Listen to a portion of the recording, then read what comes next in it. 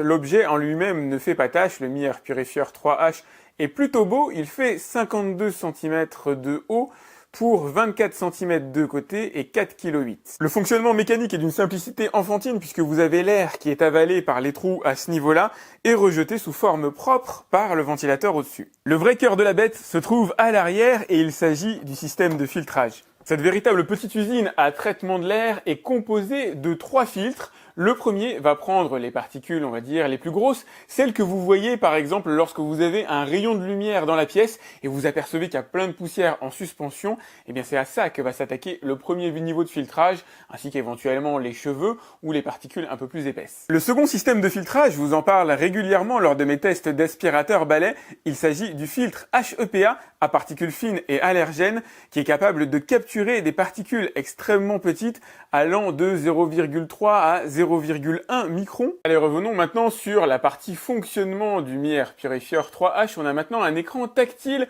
OLED qui va afficher un certain nombre d'informations, comme là les particules fines en suspension, les PM2,5, la température de la pièce, 20 degrés, le taux d'humidité. Différents modes sont disponibles et réglables avec le petit bouton qui se trouve juste ici. Là, vous avez la ventilation minimum, vous avez ici la ventilation médium, et ça commence déjà à s'entendre.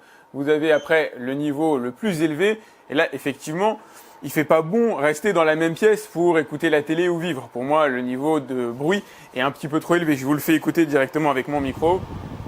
Ça souffle au-dessus, hein, ça se sent bien.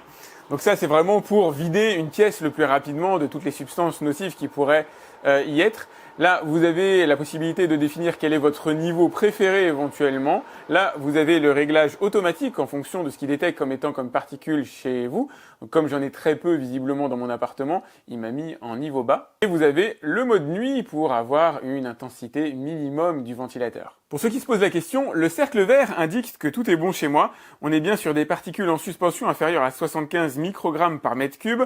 Il serait orange entre 76 et 150 et rouge au-delà de 150. Le Purifier 3H s'interface avec l'application Mi Home et si je vous le montre, c'est pas pour rien, c'est qu'il y a un véritable intérêt derrière. Alors vous allez retrouver les basiques, la température, l'humidité, pour de l'information. Vous allez pouvoir l'utiliser d'ailleurs à l'extérieur de chez vous via votre réseau 4G, le Purifier étant relié à partir du réseau Wi-Fi, ça se fait très facilement.